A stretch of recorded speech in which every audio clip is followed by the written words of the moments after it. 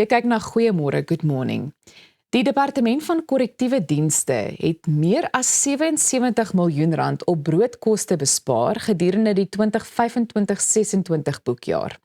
Nou die mylpaal is bereik deur die departement se selfonderhoudmodel wat fokus op interne produksie en rehabilitasie. Hoe lyk vordering in die departement oor die algemeen? Ek het minister Pieter Groenewald ateljee toe genooi om daaroor te kom gesels. So goeiemôre, good morning en hartlik welkom minister Groenewald, dis vir ons 'n voorreg. Goeiemôre nee, voorreg vir my vir die geleentheid, baie dankie. Nou, wat behels hierdie model waarna ek nou net verwys het in daai inleiding, die selfonderhoudmodel? Die selfonderhoudmodel is basies gebaseer op die feit van dat ons gebruik dit wat ons het in terme van landbou, van ons werkswinkels en dan die bakkerye soos wat jy nou verwys het. Nou, ons moet vir mekaar sê dat die begroting van korrektiewe dienste was die afgelope 6 jaar met ongeveer 11,7 miljard rand besnoei. Met ander woorde, dit is 'n aansienlike besnoeiing van die tesouriese kant af. Byvoorbeeld hierdie finansiële jaar, 26-27, is dit gesny met 683,4 miljoen rand. Nou, dit mag vir baie mense nie baie klink nie, maar dit het 'n geweldige impak. Ons het landbougrond en daarom het ek toe ek minister geword het, ons plaas meer fokus daarop om selfvoorsienend te wees en byvoorbeeld soos ons plant kool, baie ander produkte, ons het melkerye en ons moet ons eie voedsel begin voorsien. Kom ek vir die brood is 'n baie goeie voorbeeld. Jy het nou gemeld 77 miljoen rand wat ons gespaar het. Ja. Ons is op hierdie stadium ongeveer so 96% selfonderhoudend of voorsienend wat betref brood. Ons gaan, die beplanning is om nog 8 bakkerye te open teen die einde van 2028. Dan gaan ons 100% onafhanklik wees. En die perspektief daarop is, toe ek navraag begin doen het oor pryse, toe het ons vir 'n brood betaal R24.50. Nou dis die topprys wat die verbruiker betaal. En dit het gesê dis onmoontlik, daar is heronderhandel en dit is verlaag na R15. Maar ons kan 'n brood produseer teen R8. So ons bespaar die belastingbetaler geweldig daarmee. En so kan ons gaan na ons landbouprodukte, het ons byvoorbeeld in die vorige finansiële jaar R125 miljoen gespaar, deur ons eie sekere koste te kan voorsien. En ons werkswinkels, ons is daar besig, ek kan byvoorbeeld sê, dat die uniforms en die klere van die amptenare word gemaak deur prysseniers. Ons het 'n tekstielfabriek wat ons dit doen, en ons het meer as 40.000 kan ek amper sê stukke geproduseer in die vorige finansiële jaar, wat 'n toename van ongeveer meer as 19.000 was. So hulle is besig om in die werk te kom en daardeur bespaar ons geld om dan meer ons, kan ek amper sê, ons mandaat wat ons het, te kan behoorlik uit te voer. Goed, waarom is so 'n model so belangrik en wat beteken hierdie mylpaal op 'n persoonlike vlak? Wel, eerstens as jy gaan kyk, dan basies die artikel in die wet sê, dat korrektiewe dienste moet bedryf word soos 'n besigheid. Ek dink is van die min departemente wat daar so klousule is. Maar die hele doel daarvan is natuurlik om geld te bespaar, maar tweedens hou dit ook verband met rehabilitasie. Rehabilitasie is 'n baie belangrike deel van korrektiewe dienste. Ek sê altyd vir mense, as pryssenier sê byvoorbeeld 10 jaar tronkstraf gevonnis is, as die 10 jaar verby is, dan moet die persoon uit. Jy kan nou nie vir die persoon so sê, maar ek dink nie jy is gerehabiliteer en jou hou nie. En dan gaan so 'n persoon terug in die samelewing. En ons het 'n groot verantwoordelikheid om te kyk of ons 'n verandering kan teweegbring by so 'n oortreder, soos ons altyd praat, 'n tweede kans. Nou kom ek vat weer die bakkery, maar selfs die landbouaktiwiteite. Hulle kry 'n sertifikaat as hulle gewerk het sy nou of hulle brood gebak het en of hulle trekker bestuur het, en met daardie sertifikaat kan hulle weer terugkeer, kan ek amper sê, na die gemeenskappe toe, en as hulle byvoorbeeld 'n sertifikaat het van brood, hulle kan hulle eie besigheidjie begin. want hulle weet hoe om dan brood te bak op groter skaal. Maar mense kan sê, man, almal kan brood bak. Nou, ek kan nie brood bak nie, maar ek kan vaar. Maar dit is deel van rehabilitasie. Ja. Dit hou hulle besig. Jy kan nie 'n persoon die hele tyd in 'n sel aanhou en hulle doen niks nie. Die ou spreekwoord wat sê ledigheid is die duiwel se oorkussing, dit is presies wat dit is. So dit is die doel daarvan. Met ander woorde, rehabilitasie, selfvoorsiening, wat die twee hoofaspekte is van hierdie aktiwiteite. Daar is ook 'n paar moeilike kwessies waarby ons dalk moet uitkom, want die departement van korrektiewe dienste is nou so 'n bietjie onder die loep na aanleiding van die DA wat nou antwoorde eis, en dit nadat die parlement glo bewyse gehoor het van massiewe prysverskille in gevangenisvoedselvoorsieningskontrakte, wat nou nuwe vrae laat ontstaan oor verkrygingstoesig, verhoogde pryse, dan ook potensiële korrupsie binne die departement. Ek sien ook daar word gesê die portefeulje komitee op korrektiewe dienste is meegedeel dat sommige voedselitems wat aan gevangenes verskaf word teen pryse ver bo normale markpryse gefaktureer is. Daar word verwys na R700 vir kookolie, R3.700 vir lekker bruinsousie of die poeier daarvan. Waaroor gaan dit? En wat is die huidige stand van sake? Right. Laat ek eers sê, en ons mense besef dit nie altyd nie. Die wet op die openbare finansiële bestuur bepaal dat geen minister mag enigsins inmeng in enige tenderproses nie. Jy mag dit nie doen nie. Dis eintlik om korrupsie te voorkom. Mens kan dink as daar sommige politici is wat daar kan inmeng. So jy moet wag tot die proses afgehandel is. Nou hierdie was spesifiek tender wat al in 2023 begin het, voordat ek minister geword het. Ja. En ek wil die brood hierby insluit. En ek gaan al daai vrae antwoord.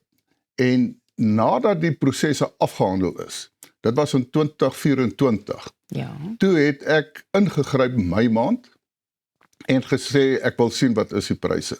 Ek het gesê dis onaanvaarbaar en dit moet hersien word. Wat daar 'n hele proses toe begin is. Daar's 115 verskaffers en dit is nou ongelukkige redelike proses om deur alles te gaan. Nou kom terug na die portefeulje komitee toe. Ek wil dadelik sê, ek is half verbaas oor die opmerking van die DA, want die DA se verteenwoordiger het nie eers die komiteevergadering bygewoon nie. Want as hy dit gedoen het, dan sou hy presies gehoor het wat ek gesê het.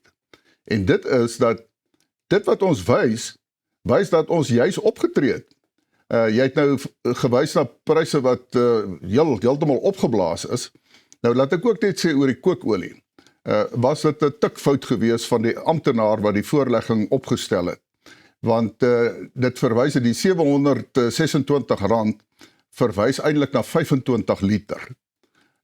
En toe het hy nog sê 1 liter R29. Nou as jy die 764 of 69 rand deel deur 25 en kry basies R30. Maar daar is van die ander pryse wat ook hoog is, maar ek wag vir 'n finale verslag van die rekenpligtige amptenaar en dit is die nasionale kommissaris. Ek wil weet presies van daai goed.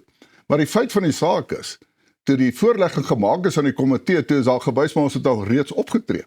Maar nou fokus hulle op die groot pryse en hulle vergeet om te sê maar ons het dit reggestel. Nou natuurlik gaan ek, en dit het ek gesê ook in die komitee, ek wil 'n behoorlike verslag hê en as daar enigsins korrupsie was, dan sal ek optree. En as dit nodig is, sal ek byvoorbeeld die valke vra, ek sal die spesiale ondersoekeenheid vra, ek sal selfs die onafhanklike direktoraat teen korrupsie sal ek vra om 'n behoorlike ondersoek te doen en as daar skuldiges is, dan sal hulle die prys moet betaal. En dan sal ek ook sien dat daardie maatskappye wat dan wel die tender gekry het aanvanklik, sal geswartlys word. Ek is baie streng op daardie aspekte, want dit is totaal onaanvaarbaar. Laat my terugdink aan André de Ruyter van Eskom, waar hulle R20.000 vir 'n besem betaal het. Dit is hoe die belastingbetalers se geld gesteel word. Ek sal baie streng optree daarteen en ons sal dit nie toelaat nie. So minister verseker ons dat daar deursigtigheid is met betrekking tot die departement van korrektiewe dienste en altyd sal wees. Verseker. En soos ek gesê het, ek mag nie inmeng nie, maar as dit afgehandel is, dan sal ek beslis kyk daarna en dan sal ek dit oopmaak. Toe ek die minister geword het, het ek ook gesê, as ons by die portefeulje komitee verskyn, of voor hulle verskyn, ons gaan nie goed wegsteek nie. My amptenare weet dit ook, dit was vir hulle baie moeilik, want hulle was gewoond, jy moet die goed so stel, dat dit daarom nog die departement in 'n goeie lig stel. Ek het gesê, praat die waarheid, want dan kan ons die feite op die tafel sit. Dit is wat deursigtigheid beteken.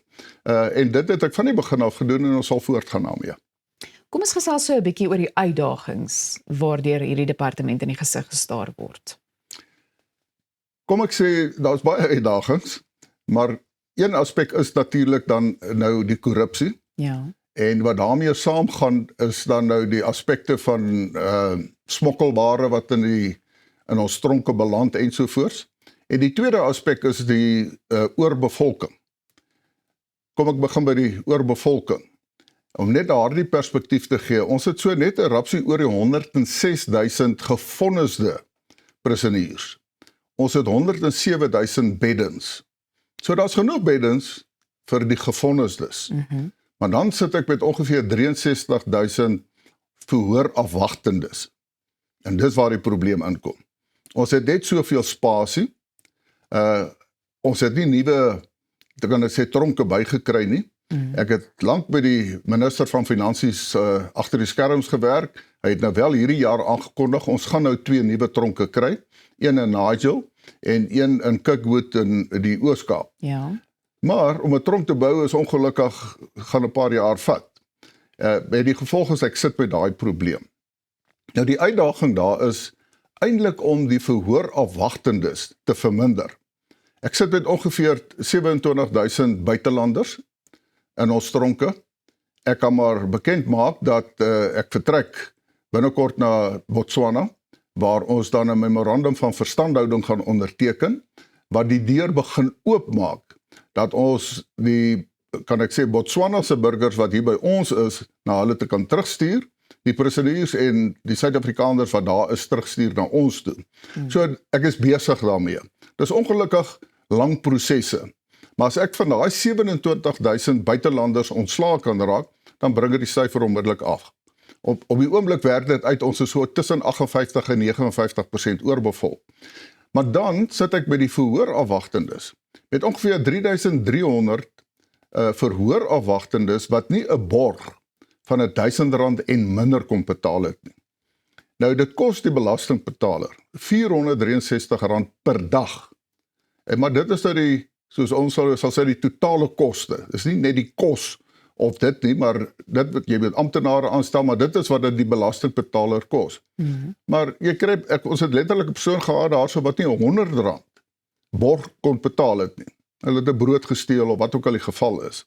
Nou sit daardie persoon daar en dit vat te lank dat die saak afgehandel word. Nou, daar is 'n fonds 'n private fonds, wat in die proses is om dan daardie mense te kan help. Om te sê, goed, ons betaal die borg. Nou, dis 3,300 wat ons dalk van ons later kan raak. Laastens wat dit betref, kan ek sê, en ongelukkig bring dit my terug na die begroting toe. Ek het ook gesê dat ons wil elektroniese bande, wil ons vir ons parole, wil ons beskikbaar stel. Met ander woorde, as jou parool uitgaan, dan kry jy 'n elektroniese band, het sy om die enkel of om die arm, en jy kry baie moderne, gesofistikeerde elektroniese bande. Dit sê byvoorbeeld vir jou presies waar is die persoon elke sekonde, dit sê ook presies of die persoon alkohol gebruik of dwelms gebruik. Want dit is 'n algemene voorwaarde, enige een wat op parool is, mag nie alkohol gebruik of enige dwelms nie. Dan kan 'n mens dalk meer van die mense wat die risiko van heroortreding dan drasties gaan verlaag.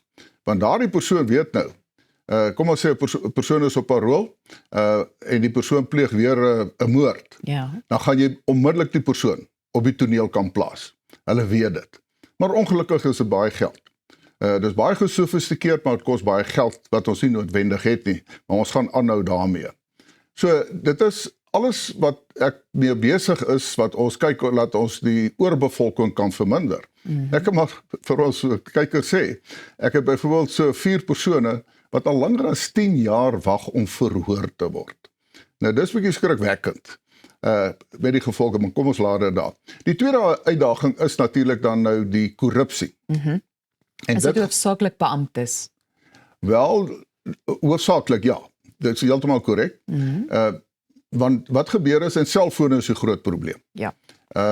En die groot probleem van die selfoon is dat, veral in die Wes-Kaap, jy kry jou bendeleiers en hulle gaan voort met hulle onwettige bedrywighede binne in die tronk. Want hulle het 'n selfoon en hulle organiseer nog steeds hulle bendes, hulle gee opdragte. En ons werk nou saam met die polisie en intelligensiedienste as ons nou sulke gevalle het. Ons het byvoorbeeld een gehad in St. Albans in die Oos-Kaap. Mense sal dalk onthou, daar was 'n gesin van omtrent 4-5 wat vermoor is. Dit was 'n opdrag van 'n bendeleier wat binne in St. Albans was. Maar goed, hy is toe nou opgespoor en kon nou vasstel ensovoorts. Die groot probleem is dis meestal amptenare wat die selfone inbring in die tronk, wel hulle het selfone en dan gee hulle dit vir hulle. En wat ek gedoen het wat dit betref, het ek gesê dat ons moet die klopjagte verhoog. Ja. Nou kan ek weer 'n statistiek sê, die jaar voor verlede jaar, so finansiële jaar, het ons 466 klopjagte in daardie jaar gehad, dis eintlik 23-24. En die vorige finansiële jaar het ons dit verhoog na 1406 klopjagte. Dis 200% meer klopjagte en het ons 37.500 selfone gekonfiskeer. Nou sê die mense, 37.500 selfone, so dis korrup in die tronk. Die feit van die saak is, dat ons so baie reeds op beslag gelê het, beteken ons werk. Dit beteken ons maak dit leer.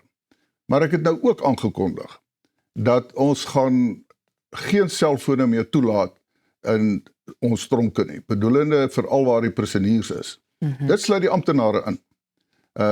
Daar sal hokkies wees waar hulle selfoon kan sit. Daar gaan 'n sentrale nommer wees. As daar iets by die huis of die familie 'n probleem is, kan hulle bel, dan kan die persoon dit gaan kry. Want as jy nou byvoorbeeld in waar die selle is rondbeweeg, en jy kry 'n amptenaar met 'n selfoon, dan kan jy niks sê nie, want dit is 'n selfoon. Ja. Nou gaan die reël verander. As daardie amptenaar 'n selfoon het, al is dit sy privaat selfoon, dan is hy in die moeilikheid, hy of sy.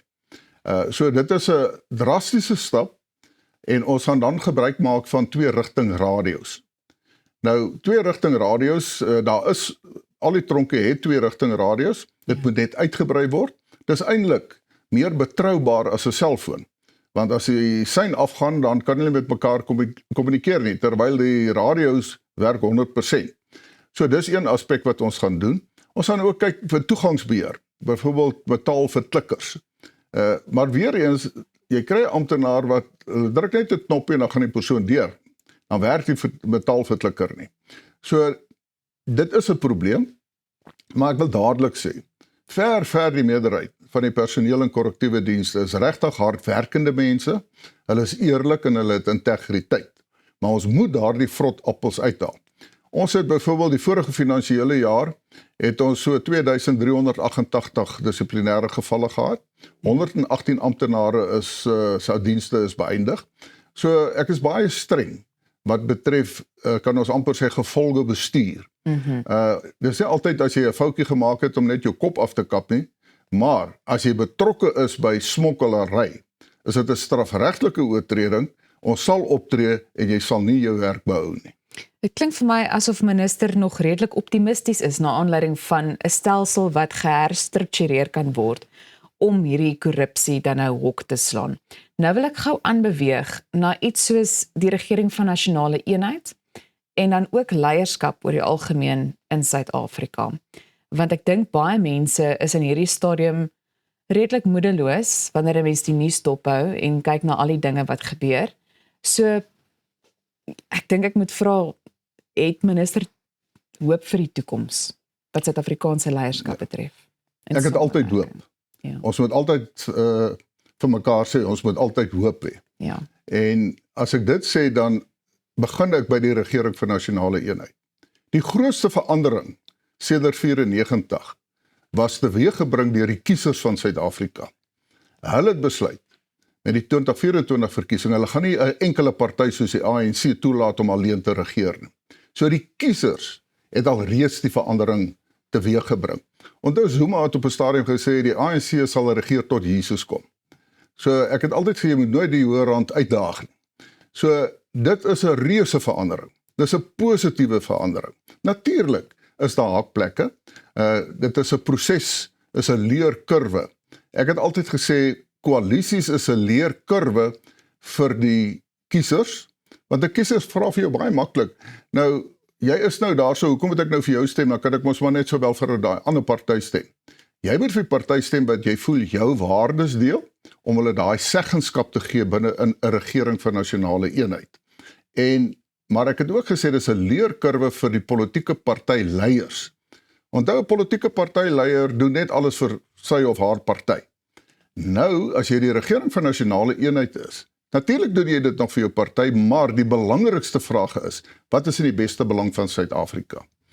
En ek is baie optimisties wat dit betref. En 'n goeie voorbeeld is die vorige jaar se begrotingsrede deur die minister van Finansies, wat letterlik dis nie eers ter 11 ure nie, maar minute voor die begrotingstoespraak is dit afgestel.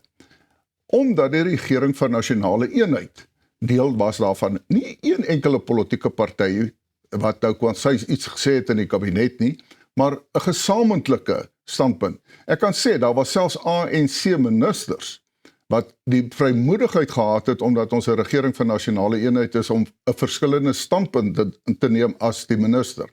En dit is ook 'n baie positiewe stap. Hulle kan nou voel dat hulle kan nou ook 'n ander standpunt inneem. En die gevolge daarna, met hierdie jaar se finansiële begroting het dit vlot verloop. So dit is die eerste ding. Die tweede ding is, jy begin nou meer leiers kry wat moet beginne besef, hulle moet hulle beste lewer. Ek is jammer om te sê, maar ons het 'n bietjie 'n mediokrasie geword, waar gemiddeldheid beskou word as 'n besondere en uitsonderlike prestasie. Ek is baie gekant daarteen. Ek het, vat 'n voorbeeld. Ons kry atlete wat deelneem aan die Olimpiese spele. Hulle kry 'n bronsmedalje of 'n silwermedalje wat 'n uitsonderlike prestasie is. Maar ons hemel dit op asof dit 'n wêreldrekord is. Jammer om te sê, ons moet streef na uitnemendheid. Groot waardering en respek vir daardie atlete, maar ek vat dit as 'n voorbeeld. En nou veroorsaak dit dat jy moet sterk leiers kry wat na vore kan tree. En ek sê weer 'n keer met die fokus op wat is in die beste belang van Suid-Afrika. Ons moet ook vir mekaar sê, ons het al baie uitdagings gehad. Veral as ons gaan kyk na die geskiedenis van die Afrikaner. Baie uitdagings, maar hulle het altyd oorleef. Ons sal oorleef. Ons sal 'n goeie toekoms skep. Kom ons gaan terug na COVID toe. Die ekonomiese verwoesting wat dit gehad het. Baie mense het al vergeet van daardie verwoestende ekonomiese jaar of 2, 3 wat COVID gehad het. Maar ons gaan aan. So daar was baie positiewe tekens. Byvoorbeeld rentekoerse wat afgekom het, inflasiekoers wat afgekom het. Ongelukkig het die oorlog in die Midde-Ooste, die Palestynë, saam met Israel, kom ons praat van die Midde-Ooste, en Iran, het 'n negatiewe effek wêreldwyd op die ekonomie. Maar daar is positiewe stappe. As ons gaan kyk na die werkswinkels wat ons hou, of godlas wat hulle na verwys, die fokus, dit kan ek vir ons mense sê, die fokus van die regering is, ons moet werk skep. Want ons grootste probleem in Suid-Afrika is werkskepping. En ek kan regtig sê, die fokus is daarop. Goed, die tyd is besig om ons in te haal, maar ek wil nog by so 2 vrae uitkom. Baie mense raak soms moedeloos wanneer iets gebeur en dan word daar gesê, ag, hier kom nog 'n kommissie van ondersoek. Wat is minister se mening oor kommissies van ondersoeke, as ek dit so kan stel? As dit gaan oor 'n kommissie van ondersoek en die aanbevelings word uitgevoer, dan sê ek is dit die moeite werd.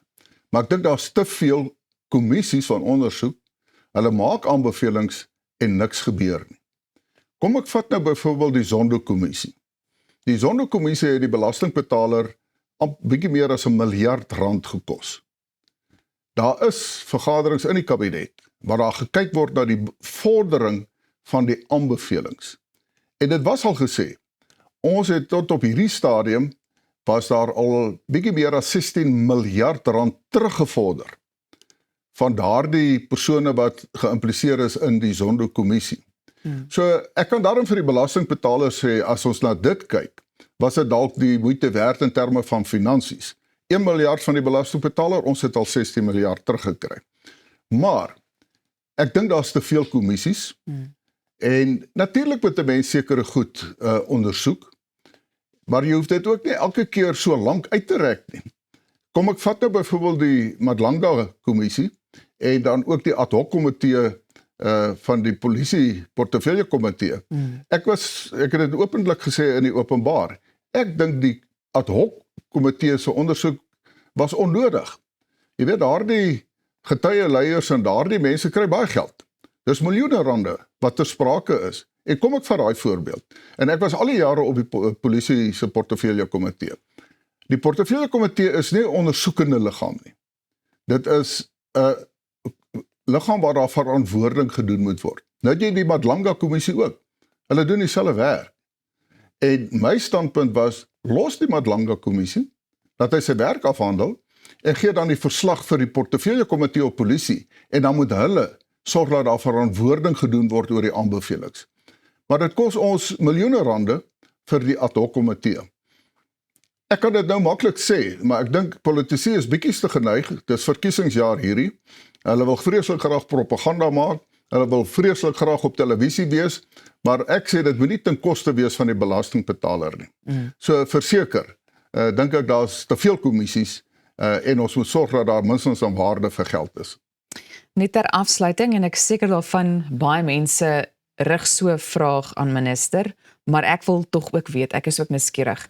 Daar is 'n groot, die minister se gewildheid is besig om toe te neem wanneer mense kyk na sosiale media platforms, en baie mense sê minister Groenewald moet president wees.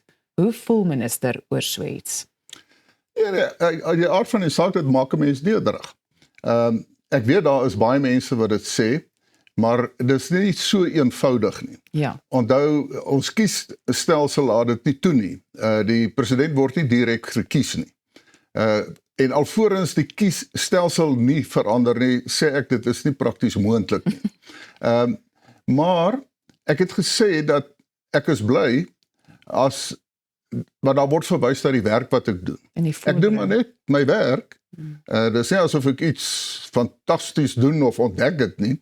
Jy moet net jou werk doen. En ek kan eerlikwaar sê, ek is nie korrup nie. Daar's nie enige iemand wat na my toe kan kom, my probeer afpers of enige iets van daai aard nie. Inteendeel, as jy my verkeerde kant wil kry, moet jy dit probeer. Of as jy korrup is. So, ek dink dit gaan, en ek sien dit as, daar's twee boodskappe uit hierdie hele veldtog van die presidentskap. Die eerste plek is, die mense sê, dat politici moet begin doen wat hulle beloof hulle gaan doen. Ek het gesê ek gaan werk, ek werk. Die mense sien dit. En die tweede aspek daarvan, dit is eintlik 'n versigtiging van die kiesers wat sê, ons is regtig keelvol vir misdaad. Ek hou die misdadigers waar hulle behoort te hou. En dit is nie net 'n geval. Byvoorbeeld soos ouens wat lewenslang tronkstraf kry, dat hulle net op parol uitgaan, maar net die minister kan besluit of hulle uitgaan of nie. Ek kyk na 'n risiko, en as daar enigsins 'n matige of 'n hoë risiko is, dan keer ek dit nie goed nie. En ek dink dit is wat die mense eintlik sê hulle, die hele veldtog is 'n versigtiging, en politici moet kennis neem daarvan. Dan kan ons verbeter, dan gaan dit 'n beter toekoms skep. En laat ek dit vir die mense sê, ek het gesê ons sal altyd 'n toekoms hê. En ek is nie 'n persoon wat dweep daaroor nie, maar 'n mens moet jou riglyne hê. En ons sê ons is Christene. Nou wat is die verskil tussen 'n Christen en 'n nie-Christen? Ek sê 'n Christen het altyd hoop, want hy weet, geloof, hoop en die liefde, dan sal dit voorspoedig gaan. Nou minister, ek is ook nie korrup nie, maar ek gaan nog so 'n bietjie tyd steel, want ek wil net afsluit deur te vra, as daar een ding is, net kortliks, een ding is wat minister nou daadwerklik kan verander met betrekking tot Suid-Afrika, wat sal dit wees? Ja, daar is nie net een ding nie, daar's baie dinge wat ons sal moet verander. Maar ek dink as ek daar moet sê is, ek sal graag wil sien dat Suid-Afrika so verander, laat ons goeie werksgeleenthede kan skep vir ons mense. Want dit is die hoofdoel. Dit is die deel van jou bestaan. As jy nie 'n werk het nie, ontneem dit jou trots. As jy 'n werk het, dan is jy trots op jou werk. Jy het 'n inkomste, jy kan maar 'n bydrae lewer, jy kan vir jou geliefdes omsien. So ek sou sê, die groot bydrae is dat ons moet almal hande vas en sorg dat ons werk skep vir ons mense, vir al die jong mense. En streef na 'n gees van uitnemendheid. Minister, Inderdaad. soos ek vroeër gesê het, dit was 'n voorreg. Baie dankie vir jou tyd vandag en ons gesels weer in die toekoms. Welkom en weer eens dankie vir die geleentheid. Goed, hou gerus ons sosiale media platforms dop vir meer gesprekke soos die.